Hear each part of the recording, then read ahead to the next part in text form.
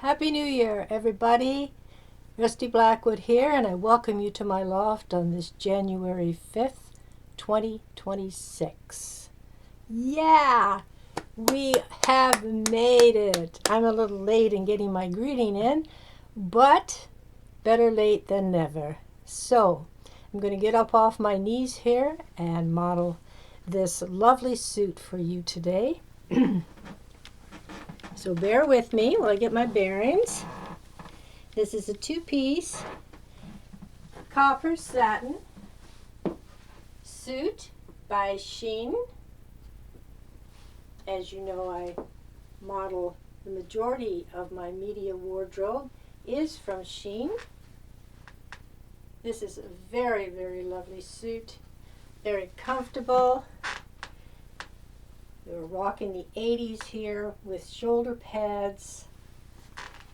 Maybe they will come back. I don't know. Sometimes they're a little overdone. You look like a halfback of a football team.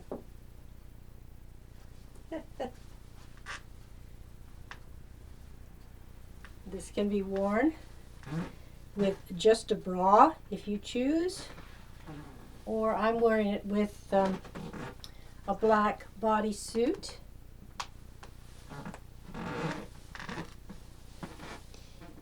It is accented by gold chain, a gold chain here just midriff,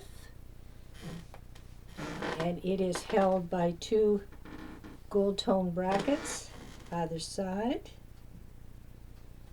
Just a button top here, two buttons.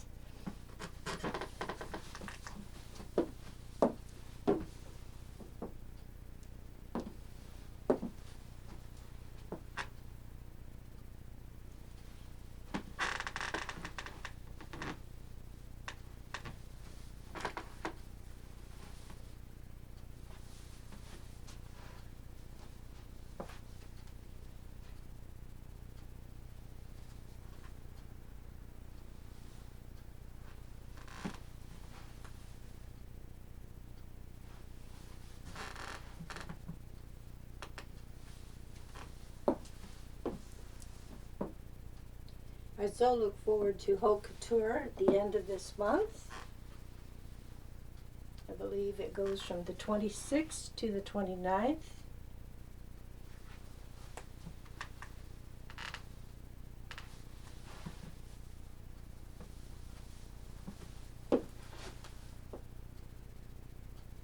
And now, join me at my set here. We move over to my original set. Make sure that I have my wires out of my way here while I sit down and get everybody into frame. I may have to do some rearranging here. I don't know. We will see. I think that's pretty good. I've got my Autumn series in frame here. And I may just take this down one so it's not quite so bright. It's a very overcast day here in Niagara. We have snow on the ground. I would say in inches anyway, maybe a couple of inches. Just a good covering. And it's cold.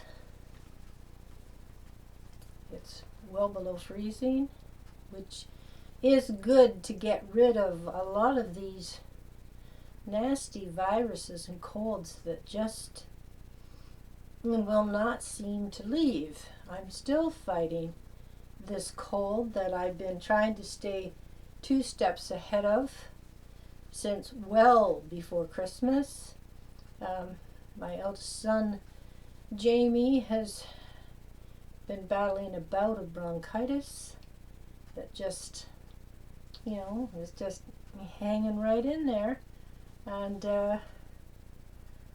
so it is what it is, and you just do the best you can.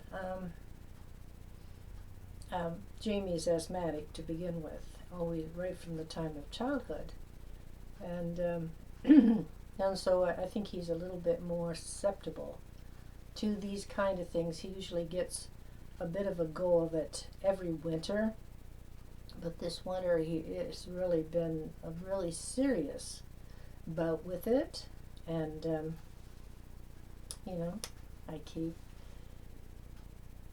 check on him, and I haven't been around him since Christmas because of this nonsense that I'm battling here, and I feel fine. It's just, I think you can tell in my voice I'm a little raspy because of mucus buildup. I mean, this is lovely to talk about, isn't it? The beginning of the new year. But so many people I know have one thing or another, and just par for the course. So, my first coffee and my giant rusty cup with all of you this year. I never know which way to turn my cup because everything is backwards as you see it. So cheers. I hope this is going to be your best year yet.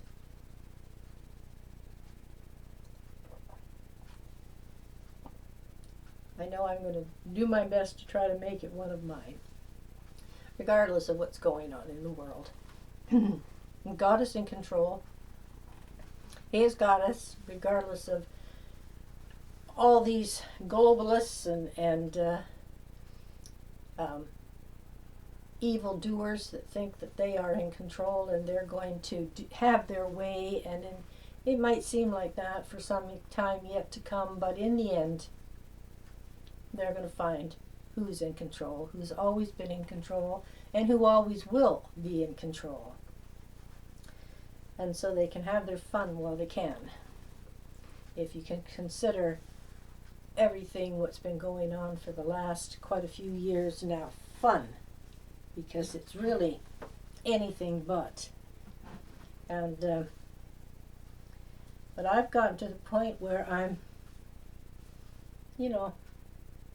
I still take my stand, and I'm not giving in, but it's not going to control me either, and I'm not going to devote hours upon hours upon hours talking about it or doing what I can about it. As I say, I know who's in control and who has us, and I think if people were to stop and think and realize who really is in control and turn back to our teachings from childhood, I think there wouldn't be the stress level that there is, and there certainly wouldn't be the constant nonsense that goes on daily. And so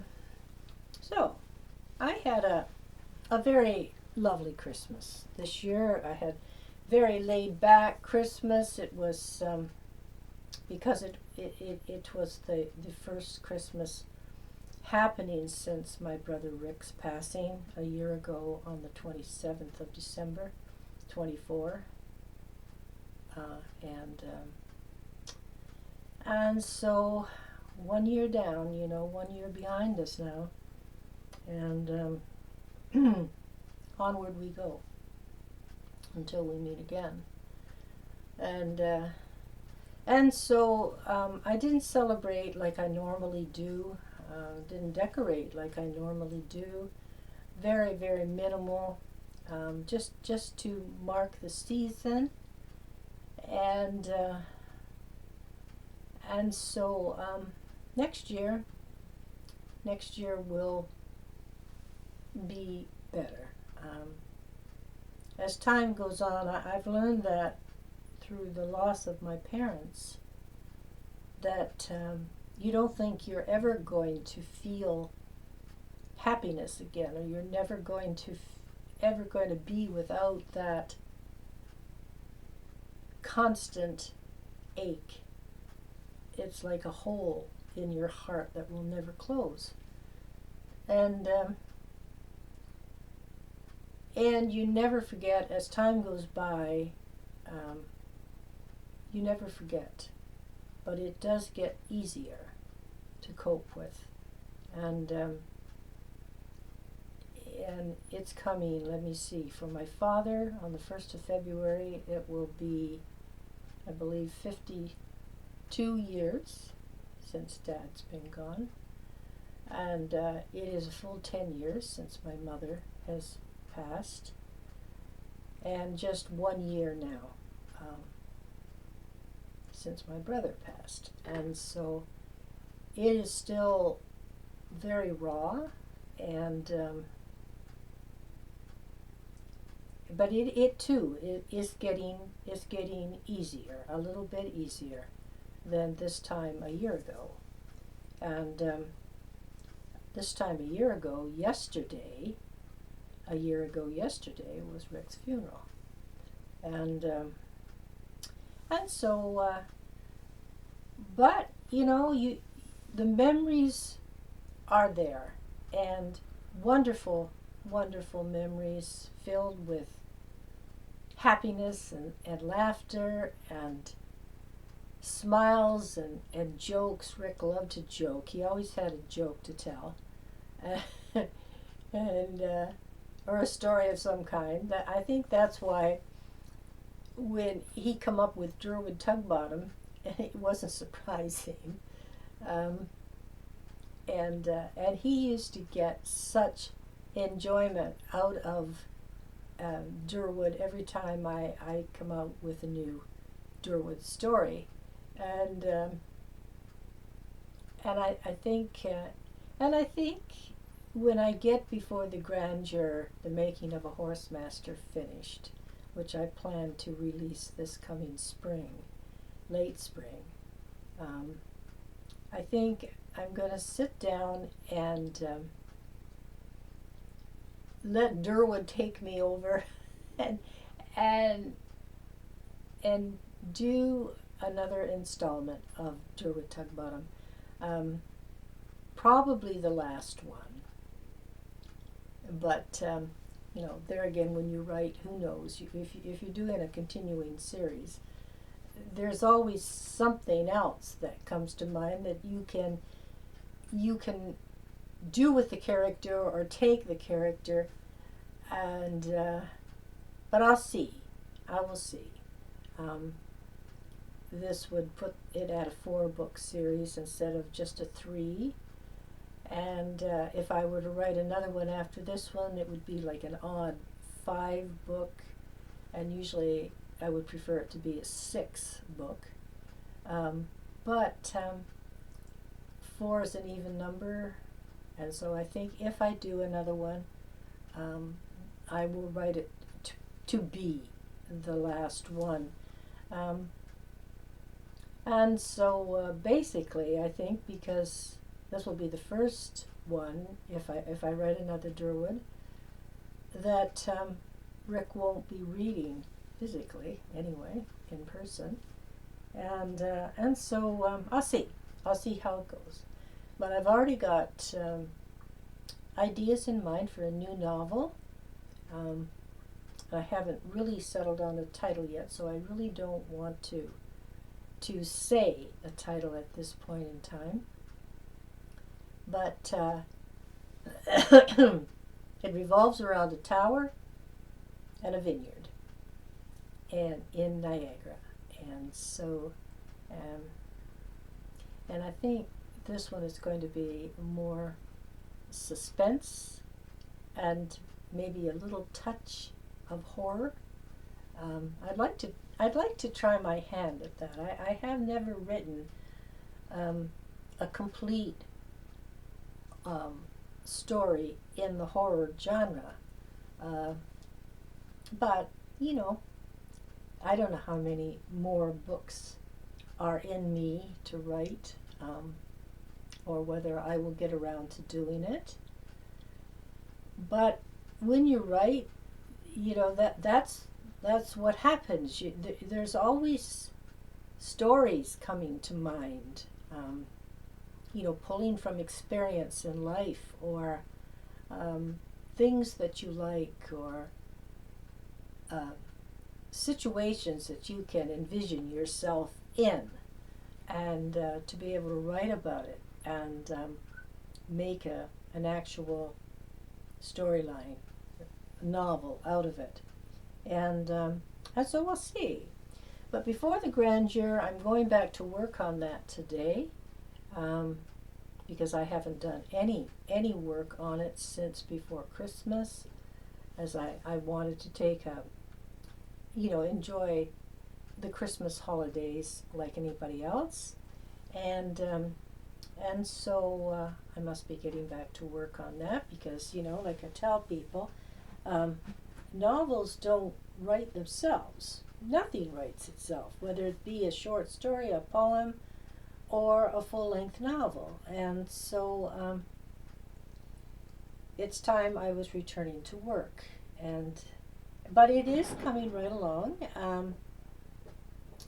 If you hear some noise here, it's just the snow sliding down off the skylight, and I think I could be wrong on my temperature. Just let me check the temperature here.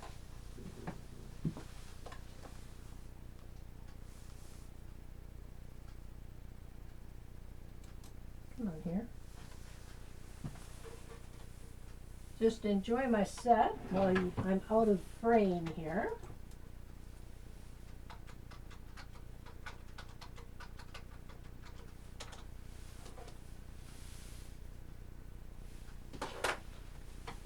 It says it is 30. I have my computer set to Fahrenheit, and it says it is 30 degrees Fahrenheit. For y'all in the States, you already know you're still in imperial system. Let me adjust this here. I've got this set up fairly high.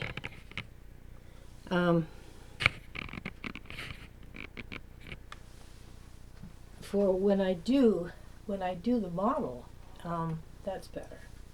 That's better. And so this is a bit better in the frame here. You can see everything a lot better than before. And so getting back to before the Grandeur, I am moving right along with it. I have to keep referring to the Perils of Autumn in order to help me with the writing of the story, because the characters that you are introduced to in the Perils of Autumn already exist, and they exist in Before the Grandeur, the Making of a Horsemaster. And so to help carry the storyline up to when you meet them in the Perils of Autumn, I have to keep referencing the Perils of Autumn every so often, just to make sure that I'm going down the right road. And it's amazing when you write, you can forget. Something like The Perils of Autumn came out in 2019. And so writing the prequel to this series the story takes place before The Perils of Autumn. And so, and in The Perils of Autumn, you get, when you meet the characters that are in the prequel, you sort of get a brief history of them, so you know who they are, and their connection to what you are reading in the Perils of Autumn. And as I said, when I finished the entire series, I was not done with Cyril Landon, and I wanted to write a little bit more about him, and so thus the decision to write the prequel before the Grandeur, the making of a Horsemaster, which I hope everybody will enjoy when it comes out. I've been enjoying writing it. Not quite as easy as I thought it might be, because you have to, how will I put it? You have to think prior to the story line of the series, and write about a time that it does not yet exist, or I don't know if I'm explaining that right. The time exists, of course, but you don't know about it in the Perils of Autumn and the sequel, the two-part sequel. So it's just sort of backtracking, I guess, and letting your mind travel back to the way it must have been for Cyril if he were an actual person.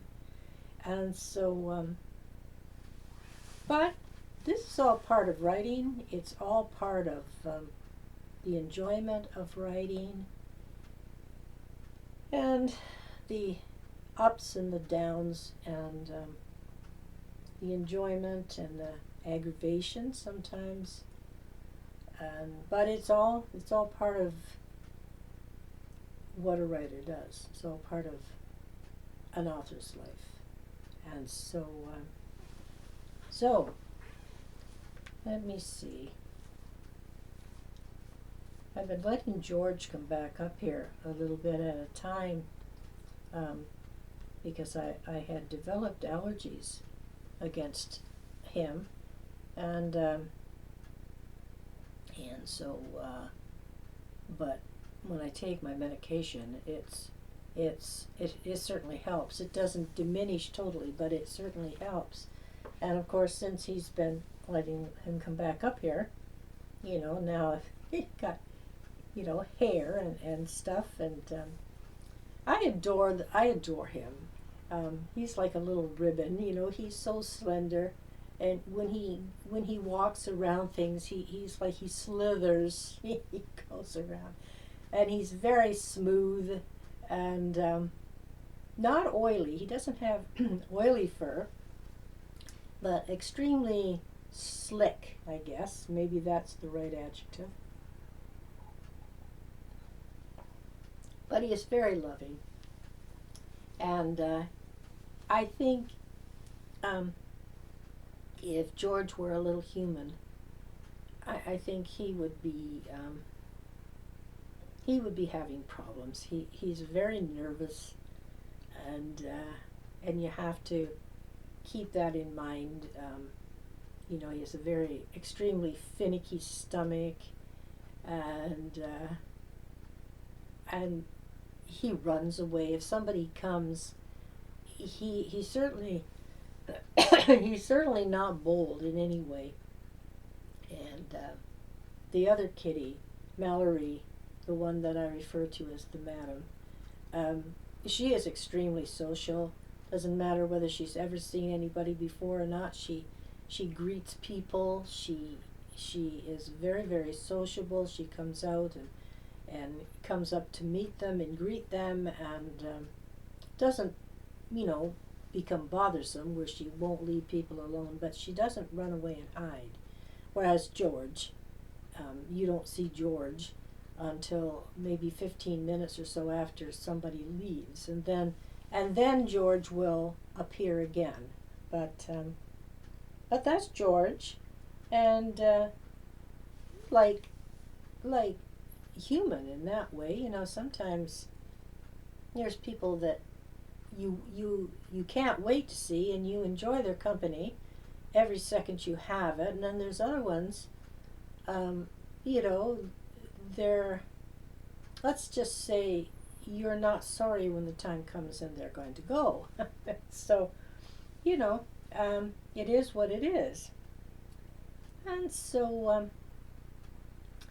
I'm missing my little wee fellas, my little great-grandsons, because I just got to spend Christmas Day with them I think I had one morning, and early afternoon with Carter T and Carson prior to Christmas Day, and because everybody is so busy leading up to Christmas. There's always stuff to do, and so of course now school is back in and people are back to work, and so I expect that I will be getting to have a little bit more time with Carter because he's still home. He'll be, this time next year, he'll be in school as well. And the new baby will be here. And I'm so looking forward to my new little great-grandchild that's coming. I don't know yet whether it's going to be another great-grandson or a great-granddaughter. It would be nice to have a great-granddaughter. It would be so nice for Carson and Garrett to have a daughter, and especially for Jamie and Corrine to have a granddaughter. But we're hopeful for a girl, but I won't be surprised if it's another boy. And I think Carson is like me. I think she's destined for boys, the same as I was. I think I could have had 3 more children and they all would have been boys. And so, but that's okay. That's fine. The world doesn't have enough cute little boys. And so as long as the baby is healthy is the main thing. And so I'm going to close for today. This was just a quick stop in to wish everybody a very happy new year, because I did not get the chance to do that prior to New Year's like I usually do. I don't think I did a New Year's video at all last year because of what had happened. And I want to thank everybody again for the great response to my festive videos leading up to Christmas. I did, I think, 3 or 4, and they were all accepted really, really well. Liked the fashion that I was modeling,